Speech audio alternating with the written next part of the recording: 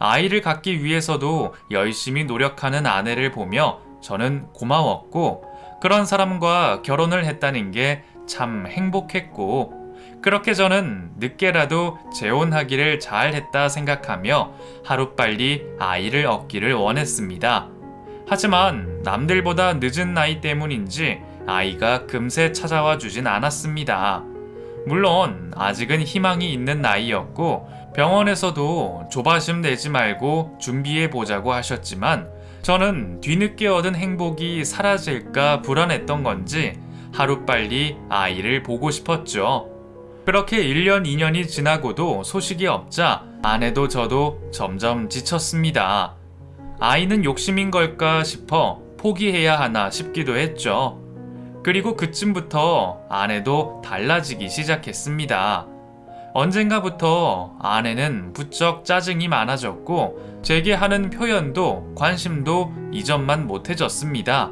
늘 제 휴일만 기다리며 데이트하자던 아내는 피곤하다며 늦잠에 저 혼자 밥을 먹게 했고 매일 제가 퇴근하고 돌아오기만을 기다리던 예쁜 아내도 더는 없었죠. 제가 집에 들어와도 본체 만체하고 무슨 일이 있는지 궁금해하지도 않는 아내의 모습에 저는 실망감을 느꼈습니다. 사람이 언제나 최선을 다할 수 없다는 건 저도 알지만 작은 표현 하나 없는 아내를 보니 괜히 섭섭해지더군요. 피곤하더라도 관심은 가져줄 수 있는 것 아닌지, 내가 뭘 잘못이라도 한 건지 걱정이 많았습니다. 결국 제가 참다 못해 한 소리를 하게 되면 그건 대화가 아니라 꼭 싸움으로 번지게 되었죠. 여보, 나 배고픈데 집에 밥 없어? 밥솥에 없으면 없는 거겠지. 내가 밥하는 사람이야? 밥 없으면 해 먹던가 아니면 시켜 먹지. 누워있는 사람을 왜 불러? 아니, 밥때가 다 지났는데 밥이 없길래. 당신은 안 먹어? 난 입맛 없어. 먹고 싶으면 알아서 먹어. 언제는 살림 하나는 자기더러 제대로 맡겨달라던 사람이 언젠가부터 밥을 안 하지 않나, 반찬을 사다 먹고 그저 물어보는 일로 짜증을 내고, 심지어는 제가 말 걸기 전에는 대꾸도 없었죠. 전처와는 이런 식으로 싸워본 일이 없던지라 저는 아내가 그러는 것이 너무나 당황스러웠습니다. 우리도 벌써 결혼 3년 차라 권태기라도 온 건지, 남들도 다 이렇게 사는 건지, 좋았던 시절도 다 갔다 싶어 저도 점점 스트레스를 받게 되었죠. 그렇게 같이 부부 상담이라도 받아봐야 하나 고민하던 찰나 아내는 언젠가부터 또다시 언제 그랬냐는 듯 제게 잘해주기 시작했습니다. 여보, 오늘도 많이 힘들었죠? 얼른 씻고 와. 밥 먹자. 늦었는데 먼저 안 먹었어? 당신도 안 먹었을 텐데 내가 어떻게 먹어? 나 배고프니까 빨리 와. 당신 요즘엔 기분이 좋은가 봐? 응? 내가 뭘? 아니, 요 몇 달간 부쩍 짜증내더니 요즘에는 안 그러네? 내가 짜증을 냈어? 몰랐어? 만사 귀찮은 것처럼 굴고 내가 무슨 말이라도 하면 화만 냈잖아. 아닌데? 내가 그랬으면 미안해. 아마 내가 임신 스트레스 때문에 예민했나봐.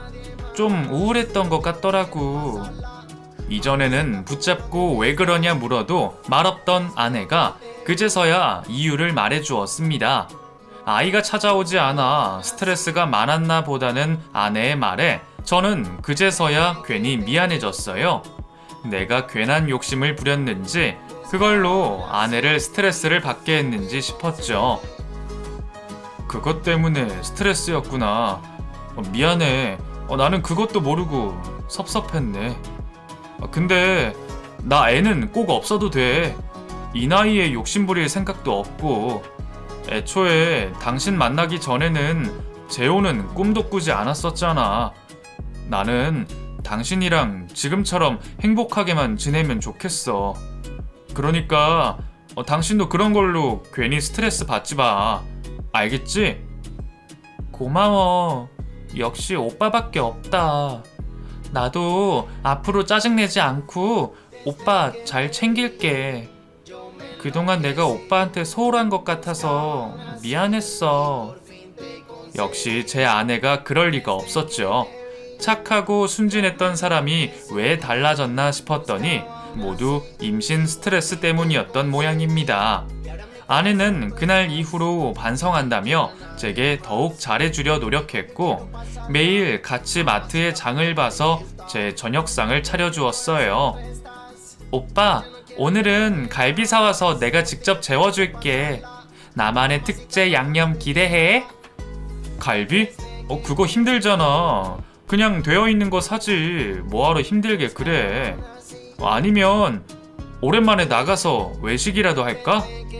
아니야. 내가 정성 들여서 직접 해주고 싶으니까 그렇지. 밖에서 사 먹는 것보다 집밥이 좋잖아. 그리고 요즘 코로나도 위험하고 그냥 내가 직접 해줄게. 나는 괜히 당신 고생할까봐 그렇지. 그럼 저녁 기대할게. 응, 오빠. 내가 맛있게 해놓을 테니까 일 열심히 하고 와. 사랑해. 괜히 미안해서 그러는지 아내는 귀찮을 텐데도 매일마다 장을 봐서는 절 위한 음식들을 해주었습니다. 힘들 텐데 굳이 그러지 말라 그래도 저를 위해 노력해주는 아내를 보며 저도 많이 고맙고 미안했습니다. 그런데 그럼 분명 좋아해야 맞을 텐데 저는 제게 잘해주는 아내를 보며 묘한 이질감을 느꼈습니다. 여자의 감이라는 것처럼 남자에게도 촉이라는 게 있는 걸까요? 무슨 일인지는 모르겠지만 저는 왠지 불안감을 느꼈죠. 아내는 이전처럼 제게 다정하고 밥도 잘해주는데도 저는 뭔가 마음이 편하지가 않았습니다. 그렇다고 의심을 할 만한 일은 또 없었어요. 유난히 밝아 보인다 뿐이지 다른 문제가 있어 보이지는 않았습니다. 하지만 너무 좋기만 한 것도 조금 이상하지 않을까요? 그것도 갑자기 태도가 바뀌면 더더욱 말입니다. 묘하게 들떠 보이고 콧노래를 부르는 것이 제가 모르는 특별한 일이 있는 건 아닐지 궁금했습니다. 당연히 아닐 거라 생각하면서도 저는 왠지 아내가 의심스러웠습니다. 하지만 다른 사람은 몰라도 아내는 의심을 할 만한 사람이 아니었어요. 친구들을 자주 만난다거나 모임 같은 걸 하는 것도 아니고 낮에는 살림하고 장보러만 다니며 제가 쉬는 날에는 늘 저와 함께 있었으니까요. 차 끌고 가봤자 근처 대형마트나 백화점뿐이었기에 저는 다른 의심을 할 수가 없었습니다. 혹시나 싶어 아내의 핸드폰을 훔쳐보기도 하고 내비게이션 운행 기록을 살펴보기도 했지만 마트를 다녀온 것 말고는 어디 갔다 온 곳도 하나 없었고 별다른 수상함은 느껴지지 않았습니다. 분명 아니라고 제 눈으로 직접 확인했음에도 저는 계속 뭔지 모를 찝찝함을 남겨둬야 했습니다. 마치 화장실 갔다가 제대로 처리를 하지 않고 나온 그런 기분이었죠. 불안함에 의심까지 해놓고 정작 건진 게 없자 저는 안심보다는 죄책감이 들었습니다. 아무 잘못 없는 아내를 내가 의심하고 있었던 건지 제 스스로가 미친 건 아닌가 싶었죠. 그렇게 저의 찝찝함이 뭔지 모른 채로 여전히 다정하고 착한 아내의 내조를 받던 저는 그 이상함이 무엇일지 조금 다가설 수 있게 되었습니다. 뭘 하나 궁금해서 전화를 걸었던 아내 수화기 너머로 낯선 남자의 기척이 느껴졌거든요. 여보, 어디야? 뭐해? 나 오늘 저녁거리 사러 마트 왔지. 그래? 근데 옆에 누구 있어? 누구 목소리가 들린 것 같은데? 응? 글쎄, 누가 있을 리가 있어? 잘못 들은 거 아니야? 아니면 마트에 다른 사람 목소린가 봐. 오늘 세일한다 그래서 그런지 오늘따라 사람들이 많기는 하네. 지금 사람들 너무 많아서 정신이 없다. 아내는 마트라며 별일 아니라 했지만 한번 의심을 시작한 저는 쉽게 오해를 풀 수가 없었습니다. 솔직히 제 스스로도 제가 잘못되었다 생각했어요. 외출이라고는 마트밖에 하지 않는 아내를 보며 외도를 의심하는 건 바보 같은 생각이었습니다. 분명 제 눈으로 내비게이션 기록까지 확인했으니까요. 그런데 이상하게도 그 일이 그냥 넘어가지질 않았습니다. 잘 때마다 생각이 들었고 몹쓸 상상까지 하게 되었죠. 결국 저는 그 불안감을 이기지 못하고 아내 몰래 핸드폰에 위치 추적 어플을 연결했습니다. 혹시 아내가 어딜 가더라도 제가 알고 싶었거든요. 이런 일을 하면 의처증 소리를 들을 게 뻔했지만 그때는 정말 제 스스로도 이해되지 않을 정도로 강렬한 촉이 머리를 떠나지 않았습니다. 그렇게 제가 아내의 일거수일투족을 쫓았고 저는 하루도 지나지 않아 이상함을 발견하게 되었습니다. 장보러 마트를 가는지 마트까지 갔던 아내가 얼마 뒤 갑자기 이동을 하기 시작했죠. 처음에는 마트 주차장에 주차만 해두고 근처로 볼일이라도 보러 가는 줄 알았습니다. 그런데 이상하게 아내가 한참 동안 이동을 하며 교외를 벗어나는 것이 아니겠습니까? 그렇게 한참을 움직인 아내는 한동안 위치도 뜨지 않는 곳에 있더니 몇 시간 뒤 다시 마트로 향했고 제가 퇴근하기 전 집으로 돌아갔죠.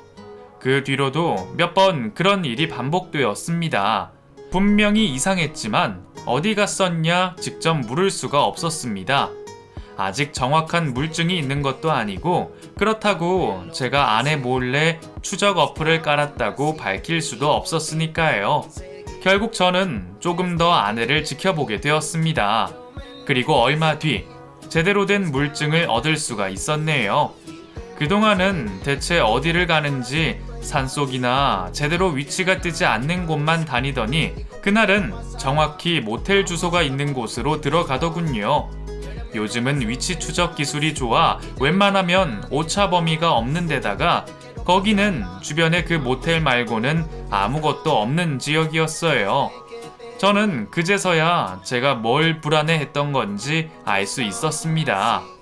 아내가 정말로 바람을 피고 나를 속였다는 사실에 저는 좌절했습니다.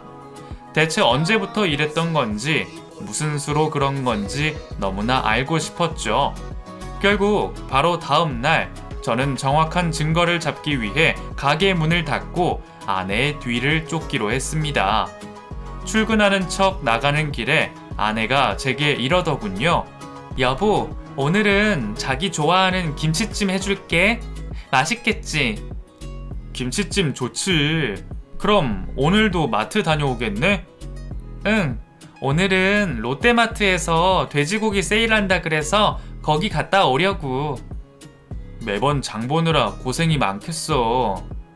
다 당신 위해서 하는 건데 고생은 무슨. 그럼 이따 저녁에 봐요. 내가 좋아하는 김치찜을 해주겠다는 아내의 뒤를 밟았습니다. 마트로 향하는 아내를 보며 혹시 내가 정말 오해하는 건 아닐까 수십 번 생각해봤죠. 하지만 이상한 일이 그렇게나 겹칠 확률이 대체 얼마나 될까 싶었습니다.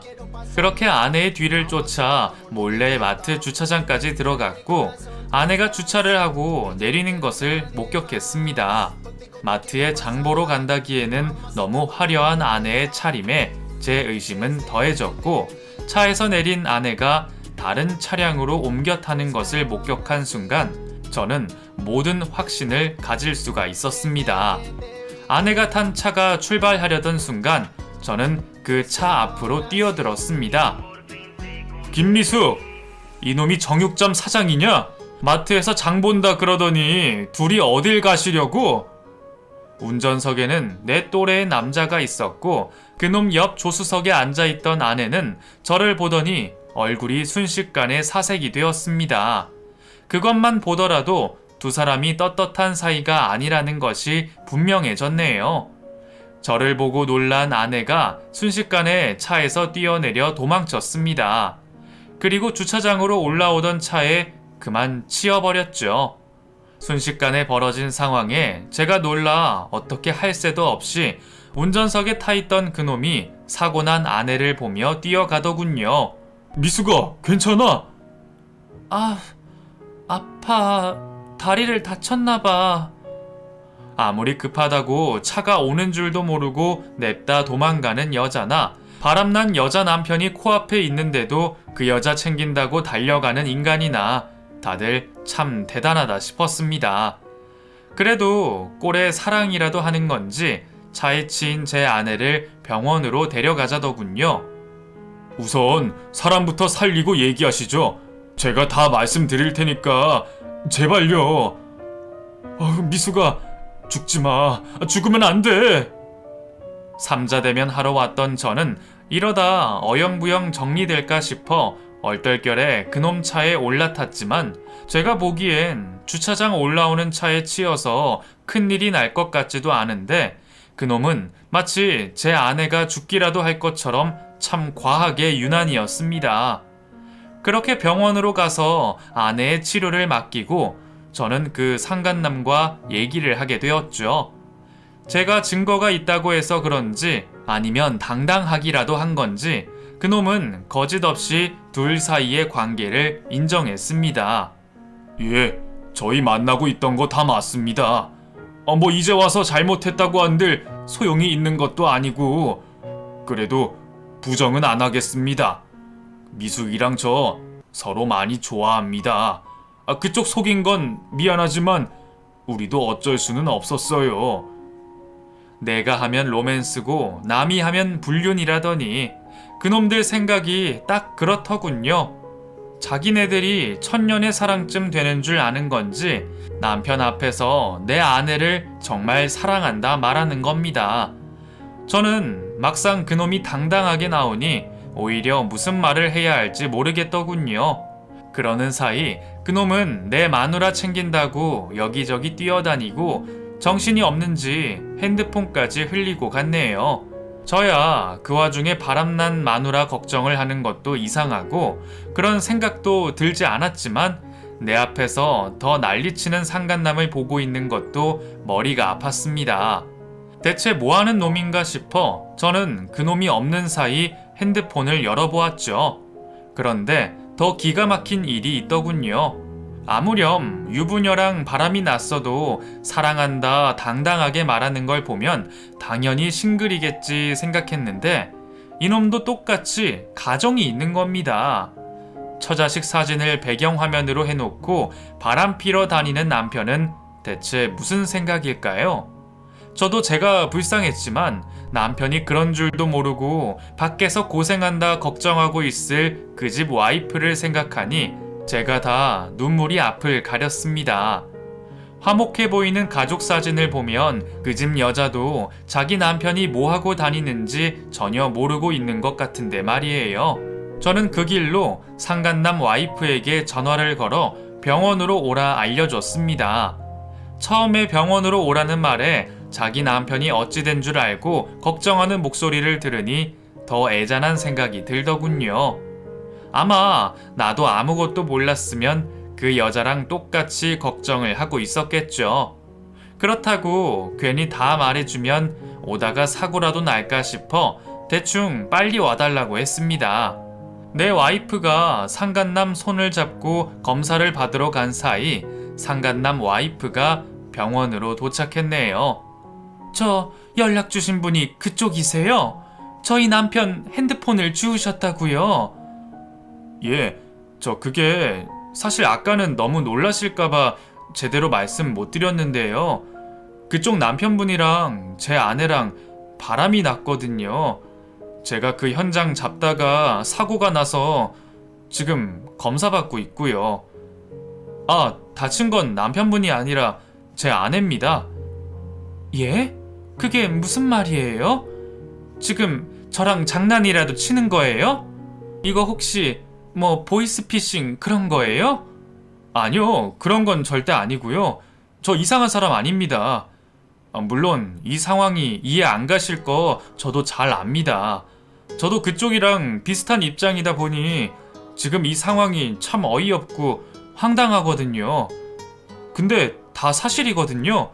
이게 제가 아까 찍은 동영상인데 두 사람이 차 타고 움직이려는 거 보이시죠? 그리고 여기 뒷부분에 남편분이 미숙이 사랑한다 그러잖아요. 미숙이가 제 와이프예요. 사실 제가 아까 상황들을 동영상으로 다 찍고 있었거든요. 역시 말보다는 직접 보여줘야 이해가 되는지 동영상을 본 상간남 와이프도 모든 상황을 이해한 모양이었습니다.